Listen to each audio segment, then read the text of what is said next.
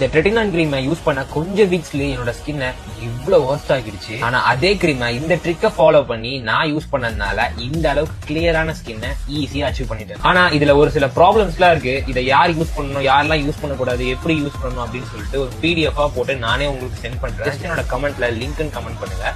அதுல லிங்க்னு கமெண்ட் பண்ணி நம்ம கையில PDF-ம் வந்துருச்சு. பட் இந்த இதை பாத்தீங்கன்னா டிட்டோ வந்துட்டு கூகுள்ல போட்டு ஒரு காப்பி பேஸ்ட் பண்ணி போட்ட PDF மாதிரி தான் இருக்கு.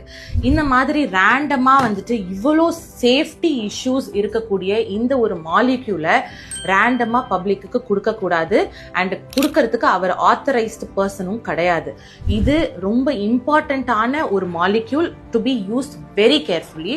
அது எப்படி இவ்வளோ கேர்லெஸ்ஸா ஜஸ்ட் நான் யூஸ் பண்ணேன், நீங்களும் யூஸ் பண்ணுங்க, நல்ல ஸ்கின் வந்துரும் அப்படின்னு ப்ரொமோட் பண்றாங்கன்னு தெரியல. இந்த கிரீமை டெர்மட்டாலஜிஸ்டே வந்துட்டு ஒரு பர்சனுக்கு கொடுக்கறதுக்கு டபுள் செக் பண்ணி